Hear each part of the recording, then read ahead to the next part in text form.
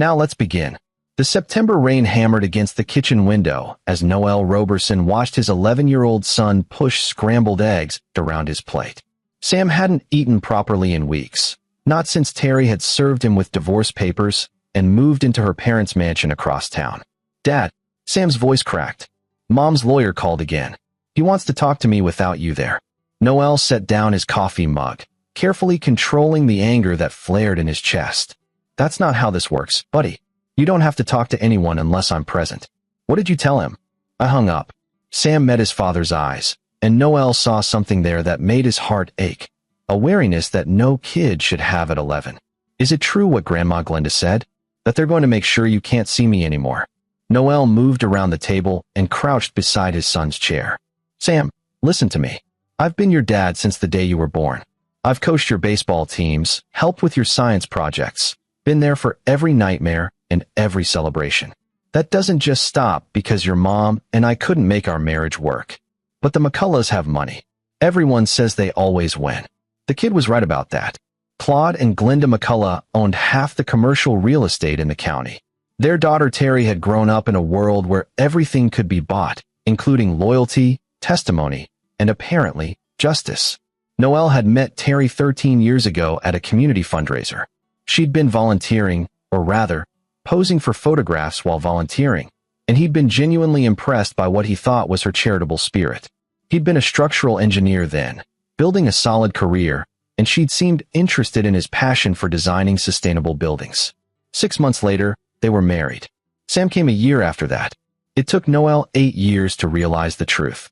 Terry had wanted the image of a stable, loving family to bolster her nascent political career. She'd wanted the photo opportunities, the devoted mother narrative, the sympathetic family story. She'd never wanted the actual work of being a wife or mother. "Get ready for school," Noel said gently. "And Sam, we're going to be okay. I promise you that." After dropping Sam at school, Noel drove to Laura Schneider's law office. Laura was a no-nonsense attorney in her 50s who'd built her reputation defending underdogs against powerful families exactly like the McCulloughs. When Noel had called her 3 weeks ago, she'd taken his case immediately.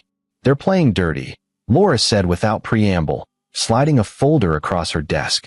"Terry's lawyer, Michael Ritter, has filed motions claiming you're emotionally unstable.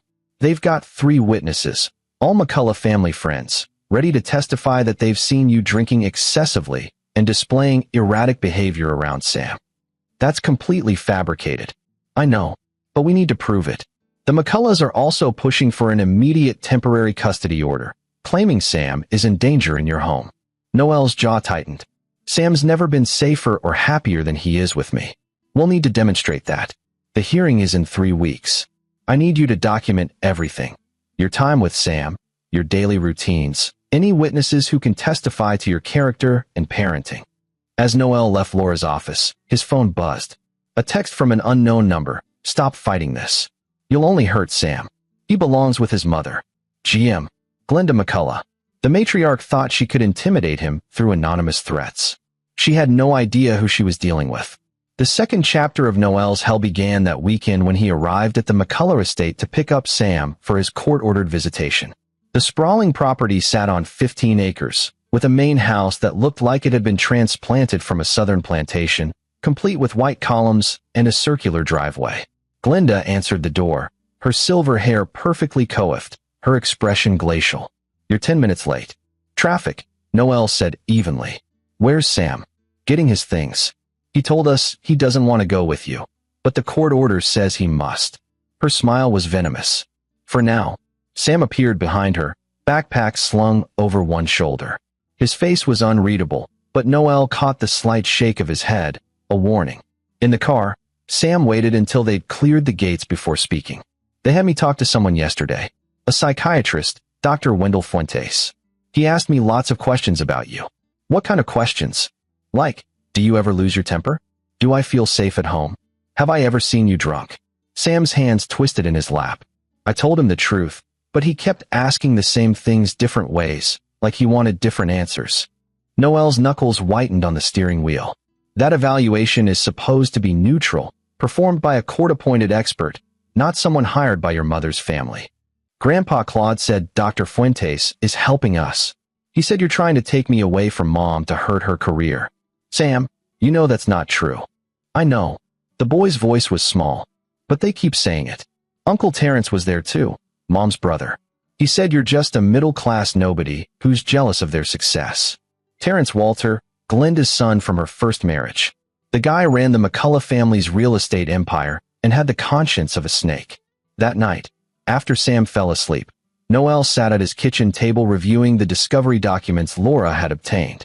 There were inconsistencies in Terry's testimony. She claimed to have been the primary caregiver for Sam, but her work calendar showed she'd been traveling 3 weeks out of every month for the past year.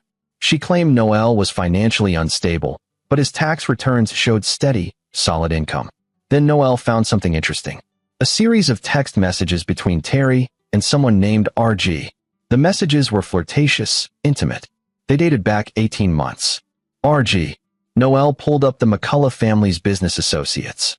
Ricardo Golden, Claude's new business partner, a real estate developer from Miami, recently divorced, 15 years older than Terry. The affair explained a lot. But what chilled Noel was the final message in the thread. Once custody is settled, we can move forward with our plans. Sam will adjust. Kids always do. Terry had been planning this for over a year. The next morning, Noel called Laura with his findings. This is good, Laura said. But it's not enough. Affairs happen. They'll claim it started after she filed for divorce. We need more. What about the bogus psychiatric evaluation? I'm already filing a complaint about Dr. Fuentes. But Noel, you need to understand something. The McCulloughs aren't just trying to win custody. They're trying to erase you from Sam's life entirely. I've seen this pattern before with powerful families. They want total control. Why? Sam's my son, not their trophy. To them, he's both. Think about it. You're the structural engineer who designed the new civic center, the hospital expansion. You've got community respect, professional reputation. They see Sam as part of their legacy, their empire. With you out of the picture, they can mold him into whatever they want. Noel felt sick. Sam's not property. To them, everything is property. 2 weeks before the hearing, Sam came home from a court-mandated dinner at the McCullough estate and went straight to his room. Noel found him an hour later, sitting on his bed with his phone in his hands, tears streaming down his face. They said you're going to lose, Sam whispered. Grandma Glenda showed me a bedroom they set up for me at their house. She said I'd be living there soon, going to boarding school in the fall. Mom was there with Mr. Golden, and they were holding hands. Nobody even asked me what I wanted. Noel sat beside his son, arm around his shoulders. What do you want, Sam? I want to stay with you. I want things to be normal. Sam wiped his eyes. Dad, they said things tonight. Bad things. About you, about their plans. They thought I was in the bathroom, but I was in the hallway. I heard them talking. What did they say? Sam looked up at his father, and in that moment, he seemed much older than 11. Can your lawyer use recordings? Like if someone recorded something on their phone. Depending on the state law and circumstances, yes. What? Sam unlocked his phone and pulled up a voice memo.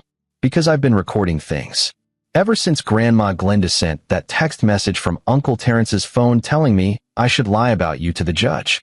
I knew something was wrong, so I started recording when I was at their house. Sam, just listen, Dad. Please. Noel took the phone. There were 15 voice memos, each labeled with dates and locations. He pressed play on the most recent one. Glenda's voice, unmistakable and sharp. The boy needs to understand his place. He'll testify that he wants to stay with Terry, or we'll make sure he regrets it. Terry's voice, slurred slightly. Mother, he's 11. He's not going to understand the big picture. Ricardo Golden's voice, smooth and confident. Once you have full custody, we can proceed with the trust fund restructuring. The kid doesn't need to know his father's family left him that money. It'll be tied up in investments we control. Claude McCullough's voice, authoritative, exactly. And with Noel out of the picture, we can finally move forward with our plans for Sam's future. Boarding school in Switzerland, then whatever university we choose. He'll be useful to the family business eventually. Terry, laughing. God, I can't believe I wasted 12 years pretending to be a devoted mother. At least it'll make good campaign material. The dedicated single mom who fought for her child. Glenda, your father's Senate campaign needs the sympathy vote. Your divorce, your struggle with your ex-husband, your dedication to Sam despite everything. It's perfect. Noel's hands shook. Sam had recorded his own mother admitting she'd never cared about him, admitting to a conspiracy to steal his inheritance, admitting to using him as a political prop. "There's more," Sam said quietly. "From other nights. Them coaching me on what to say to the judge. Them talking about paying Dr. Fuentes to write a bad evaluation of you. Mom and Mr. Golden talking about getting married as soon as the divorce is final." His voice dropped to a whisper.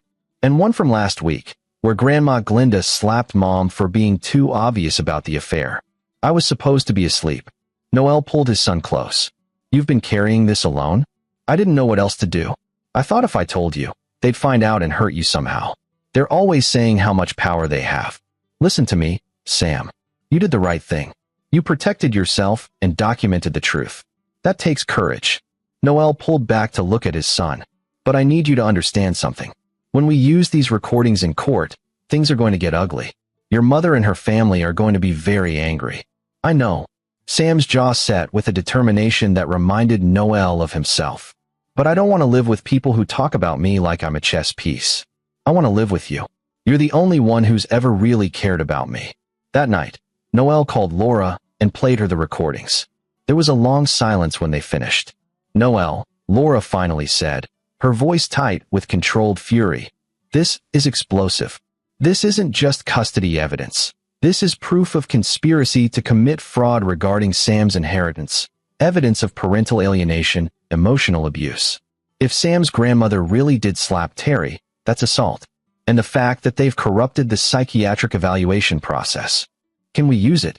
Virginia is a one-party consent state for recordings. As long as one person in the conversation consents to being recorded, and Sam was present for all of these, they're admissible. But Noel, we need to be strategic. The McCulloughs will claim the recordings are manipulated or taken out of context. We need to present them in a way that's irrefutable. What do you suggest? Let them walk into court confident. Let them present their manufactured case. Let them lie under oath. And then, Laura's voice held a fierce satisfaction. Then we let Sam speak. The week before the hearing, the McCullough family's campaign against Noel intensified. Anonymous letters appeared at his workplace, claiming he was under investigation for child neglect.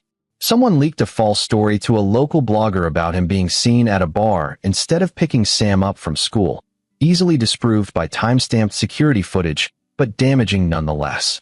Michael Ritter, Terry's lawyer, filed an emergency motion requesting supervised visitation only, citing ongoing concerns about the father's stability and the child's expressed wishes to remain with his mother. Sam had expressed no such wishes. When the court investigator came to interview him, a genuine court-appointed professional this time, not the McCullough's bought psychiatrist, Sam was careful. He answered questions honestly, but didn't reveal his recordings. Not yet. They asked if I wanted to live with Mom or Dad. Sam told Noel that evening. I said I wanted what was best for me. They asked if I felt safe with you. I said I've always felt safe with you. How did they react? The investigator seemed nice. She said she'd talk to both of you, and then make a recommendation to the judge. Sam hesitated. But then Uncle Terrence called her after she left. I heard him through the door when I was at Mom's apartment. He was offering her consulting work with the family business. Even the court investigator. The McCulloughs were trying to corrupt every piece of the process. Noel met with Laura every evening that week, preparing for every possible scenario. She'd filed motions challenging Dr. Fuentes' credentials, requesting investigation into the anonymous complaints against Noel, and demanding a thorough review of Terry's actual involvement in Sam's life. The judge is Diane Black, Laura told him. She's been on the bench for 20 years, and she has a reputation for being thorough and fair. She won't be easily swayed by the McCullough name, but she's also a stickler for procedure and evidence. We need to present Sam's recordings perfectly. 3 days before the hearing, Noel received a call from Terrence Walter. "Roberson, let's talk man to man," Terrence said, his voice oily with false friendliness. "This custody fight is going to hurt Sam. Why don't you do the right thing and settle? We'll give you visitation every other weekend, supervised if you want. You can still be in his life. I'm his father, not a weekend hobby. You're a structural engineer pulling in what, $90,000 a year? We can offer you $200,000 to walk away cleanly. That's a lot of money for a middle-class guy like you. You could start over, maybe meet someone new, have more kids." Noel's laugh was harsh. You're trying to buy my son from me? We're trying to make this easier on everyone. Sam belongs with his mother. He belongs with family who can give him the best opportunities. I am his family, and no amount of money will change that. Then you're a fool. Terrence's voice hardened. We're going to destroy you in that courtroom. We have witnesses, evaluations, evidence. The judge will see you for what you are, a bitter ex-husband trying to punish his wife by using their child. See you in court, Terrence. Noelle hung up and immediately called Laura to report the attempted bribery. She made a note of the date, time, and content of the call. They're getting desperate, Laura said. That's good for us. Desperate people make mistakes. The night before the hearing, Noelle couldn't sleep. He lay awake thinking about everything that could go wrong. Every way the McCulloughs might still win despite Sam's evidence. They had money, power, connections. What did he have? The truth. And a smart, brave son who'd had the courage to document that truth. At 2 a.m, Sam appeared in his doorway. Can't sleep either? Come here, buddy. Sam climbed into bed beside his father like he used to when he was smaller. I'm scared, Dad. What if they don't believe the recordings? What if the judge thinks I made them up? Then we'll deal with it. But Sam, no matter what happens tomorrow, I want you to know something. I have never been prouder of anyone than I am of you right now. What you did, standing up for yourself, documenting the truth even when you were scared, that took real courage. I just want us to be together. I don't care about their money or their big house or any of it. I just want my dad. Noelle held his son close, making a silent vow. The McCulloughs had no idea what they'd unleashed. They thought they could manipulate, bribe, and intimidate their way to victory. But Noelle Roberson had spent his career building structures that could withstand earthquakes and hurricanes. He knew how to find weaknesses in foundations, how to apply pressure at exactly the right points to bring corrupt systems crashing down. Tomorrow, the McCulloughs would learn that some things couldn't be bought, and some people wouldn't break. The courthouse was packed when Noelle and Sam arrived with Laura on Monday morning.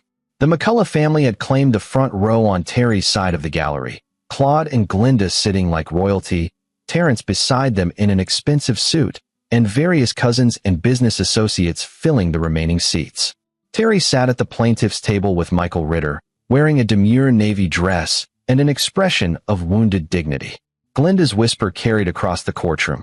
He'll never see that boy again. Claude nodded, touching her hand. We'll make sure of it. Ritter smirked at Laura. This will be quick. Sam's hand tightened in Noelle's. His father squeezed back, keeping his expression neutral. Let them be confident. Let them think they'd already won. Judge Diane Black entered, and the bailiff called the court to order. Black was a woman in her 60s with sharp eyes and silver-streaked hair pulled back in a bun. She surveyed the packed courtroom with an expression that suggested she'd seen every game lawyers played and wasn't impressed by any of them. We're here for the custody hearing in the matter of McCullough versus Roberson, Judge Black said. I've reviewed the filings from both parties, and I have to say, this is one of the more contentious cases I've seen in recent months. Let's proceed. Mr. Ritter, you may call your first witness. Ritter stood, buttoning his suit jacket. Your Honor, I'd like to call Dr. Wendell Fuentes to the stand. Dr. Fuentes was a thin man in his 50s with wire-rimmed glasses and a manner that suggested deep concern. He testified about his evaluation of Sam and Noelle, painting a picture of an unstable father who couldn't provide appropriate emotional support. The child exhibited signs of anxiety when discussing his father, Dr. Fuentes said. He seemed hesitant, as if afraid to speak freely. In contrast, when discussing his mother and maternal grandparents, he was relaxed and open. Laura's cross-examination was surgical. Dr. Fuentes, who paid for your evaluation? The McCullough family retained me. And you've done work for them before, haven't you? In fact, looking at your client list, the McCullough family and their various business entities have paid you over $300,000 in the past 5 years for various evaluations and testimonies. Fuentes shifted uncomfortably. I've provided expert services for several of their legal matters, including evaluations in 3 previous custody cases where the McCullough family had an interest in the outcome. And in all 3 cases, you found in favor of the McCullough family's preferred custody arrangement. Is that correct? I evaluated each case on its individual merits. Of course you did. Laura's tone made it clear what she thought of that claim. Dr. Fuentes, you spent how many hours with Sam Roberson? 2 hours. And how many of those hours were spent with Sam alone, without members of the McCullough family present? A pause. Approximately 30 minutes. So the majority of your evaluation was conducted with the McCullough family in the room, observing and potentially influencing Sam's responses? They're his family. It's natural for them to be present. Except his father, who requested to be present and was denied. No further questions, Your Honor. Judge Black made a note. Mr. Ritter, your next witness? I called Glenda McCullough to the stand. Glenda testified about Terry's devotion to Sam, painting herself as a loving grandmother who only wanted what was best for her grandson. She claimed Noel had always been emotionally distant, that Sam had confided in her about feeling neglected and frightened at home. The boy needs stability, Glenda said, dabbing at her eyes with a tissue. He needs a mother's love and a family who can provide for him properly. When Laura rose for cross-examination, Glenda's expression turned cold. Mrs. McCullough, you texted my client 3 weeks ago threatening him, didn't you? I never did any such thing. Laura produced the text. This came from a phone number registered to your family business. The message reads, "Stop fighting this. You'll only hurt Sam. He belongs with his mother." I have no knowledge of that message. I see. Mrs. McCullough, how many nights per week did your daughter spend at home with Sam in the past year? I don't keep track of my daughter's schedule. According to calendar evidence we've obtained, Terry was traveling for work approximately 3 weeks out of every month. On the weeks she was in town, she spent at least 3 nights per week at your home or at the home of Ricardo Golden. Isn't it true that Sam spent more time with nannies and his father than with his mother? Glenda's lips thinned. Terry is a busy professional. She's building a career in public service. A career that's more important than raising her own son? Objection. Ritter was on his feet. Argumentative. Sustained, Judge Black said. Move on, Ms. Schneider. Laura smiled. No further questions. The morning continued with more McCullough witnesses, friends who claimed to have seen Noel drinking, neighbors who said Sam seemed unhappy, Terrence Walter, who testified that Noel had threatened him during a phone call. Each time, Laura's cross-examination revealed the same pattern. Witnesses with financial or personal ties to the McCullough family. Testimonies that contradicted documented evidence. Stories that fell apart under scrutiny. By lunch, Judge Black looked skeptical. The afternoon session began with Terry herself taking the stand. She performed beautifully, crying at appropriate moments, talking about her love for Sam, expressing concern about Noel's increasingly erratic behavior. I just want my son to be safe and happy, Terry said, looking directly at the judge. I've dedicated my life to being a good mother. It breaks my heart that Noel is using Sam as a weapon against me. Ritter led her through questions designed to paint Noel as controlling, jealous, and unstable. Terry answered with practiced emotion, the perfect picture of a wronged mother. When Laura stood for cross-examination, Sam sat up straighter beside Noel.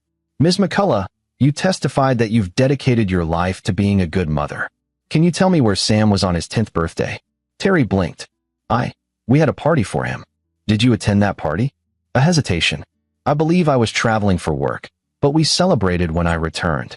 According to Sam's father's testimony, you were in Miami with Ricardo Golden. You sent Sam a text message wishing him happy birthday, but didn't call or video chat. Is that correct? I was at a conference. At a resort hotel, sharing a room with Mr. Golden, according to hotel records we've subpoenaed. This was 15 months ago, 6 months before you filed for divorce. Isn't it true that you've been having an affair with Ricardo Golden for at least 18 months? The courtroom erupted. Ritter was shouting objections. Glenda was on her feet. Claude's face had turned purple. Judge Black banged her gavel. Order. Mr. Ritter, sit down. Ms. McCullough, answer the question. Terry's perfect composure cracked. My relationship with Ricardo is none of your business. It is when you're claiming moral superiority in a custody case. It is when you're asking this court to believe you're the dedicated, present parent. Ms. McCullough, how many of Sam's baseball games did you attend last season? I don't know. Several. According to the coach's attendance records, 0. You attended 0 games. His father attended all 22. How many parent-teacher conferences did you attend last year? Terry's jaw tightened. My work schedule. 0. His father attended all 4. How many times in the past year have you taken Sam to the doctor, the dentist, or any medical appointment? I don't have the exact. 0, Ms. McCullough. The answer is zero. Every single medical, dental, and optometry appointment was handled by his father. So when you say you've dedicated your life to being a good mother, what exactly do you mean? What have you dedicated besides photo opportunities and court testimony? Terry's face was flushed, tears streaming, but now they looked less like grief and more like fury. How dare you? No further questions, Your Honor. Judge Black called a 15-minute recess. In the hallway, the McCullough family clustered together, their earlier confidence shattered. Noel watched them through the courtroom doors, saw Glinda berating Terry in a harsh whisper, saw Claude on his phone, probably calling more witnesses or lawyers. They're rattled, Laura said quietly. Good. Now comes the hard part. When court reconvened, Ritter called several more witnesses, trying to rebuild the case. But the damage was done. Judge Black's questions had become sharper, more skeptical. Finally, Ritter rested his case. Ms. Schneider, Judge Black said. Your witnesses? Laura stood. Your Honor, I'd like to call Sam Roberson to the stand. Sam stood, and Noel felt his heart clench. His 11-year-old son walked to the witness stand with his shoulders back and his head high. The bailiff adjusted the microphone for his height. Judge Black leaned forward, her expression softening. Sam, I'm going to ask you some questions, and I want you to answer honestly, okay? You're not in trouble, and whatever you say won't get you in trouble. I just want to understand what you want and what's best for you. Do you understand? Yes, Your Honor. Good. Sam, you've heard a lot of people today talk about where you should live and who should take care of you. I want to know what you think. Where do you want to live?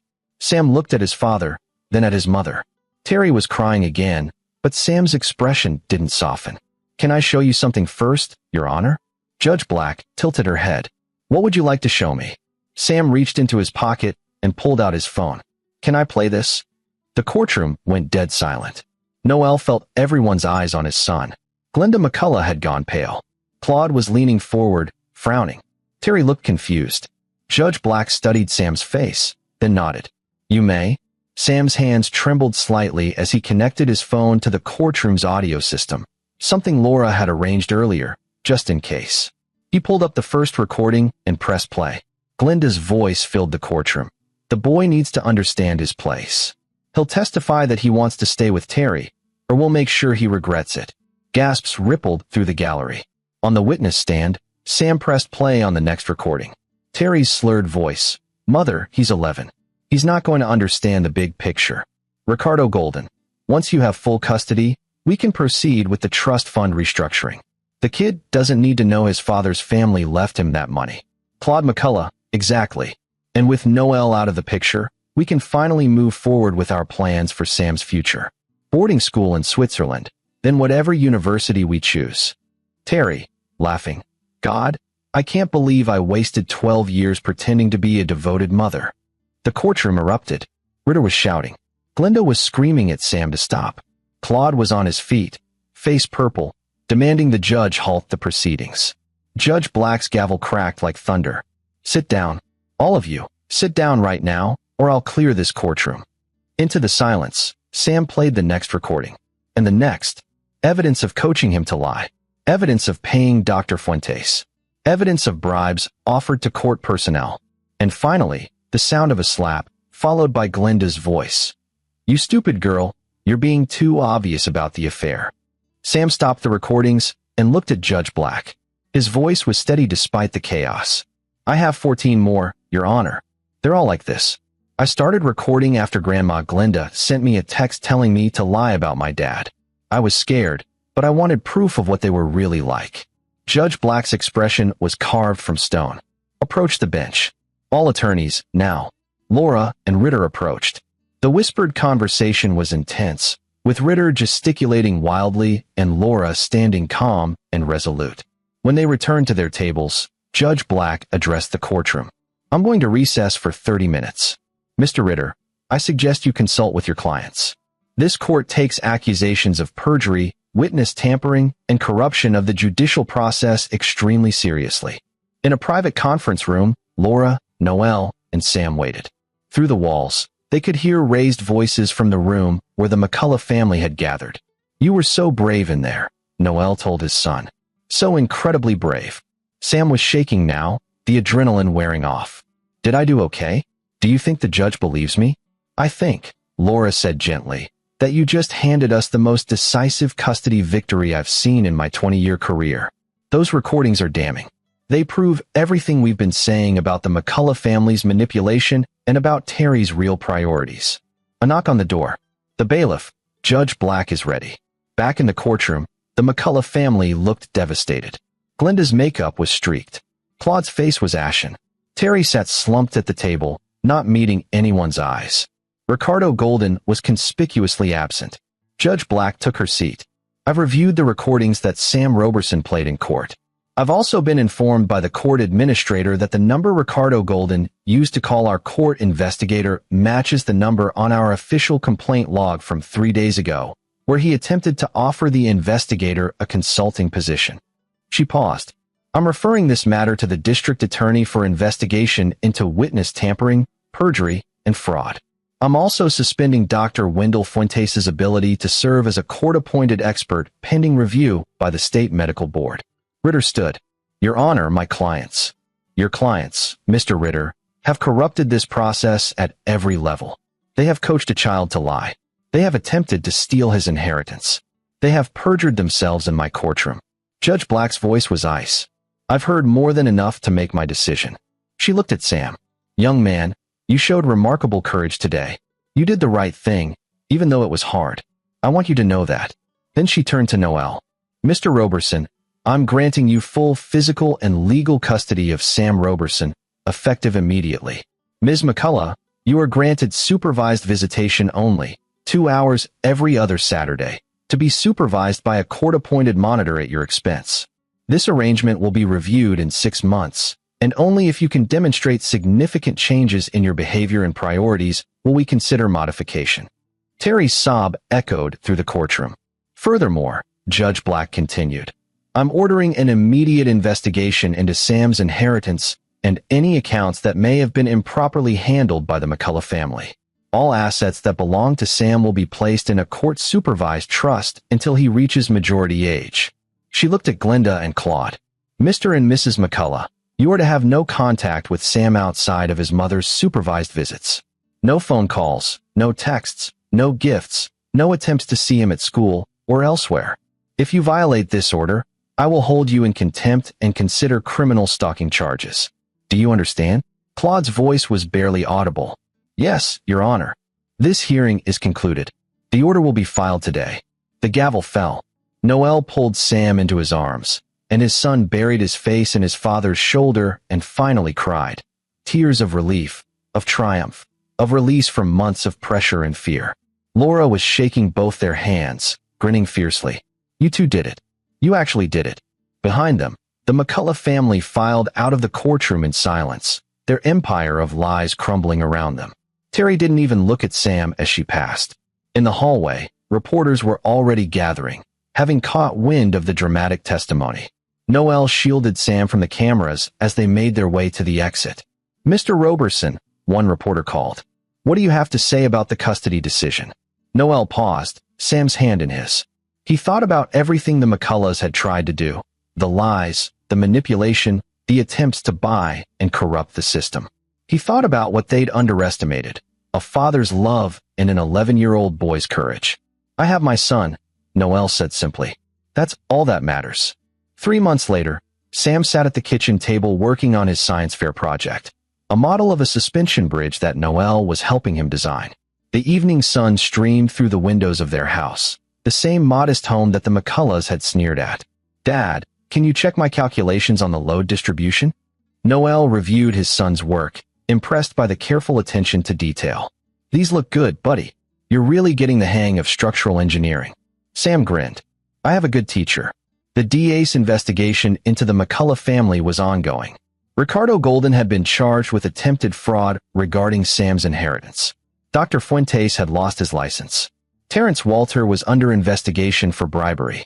Claude and Glenda faced multiple charges related to witness tampering. Terry had attended 3 supervised visits with Sam. The first 2 had been awkward and painful, with Terry trying to explain and Sam quietly refusing to engage.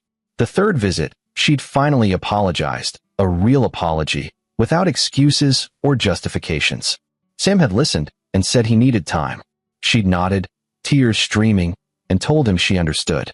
Noelle didn't know if Sam would ever forgive his mother. That was Sam's decision to make when he was ready.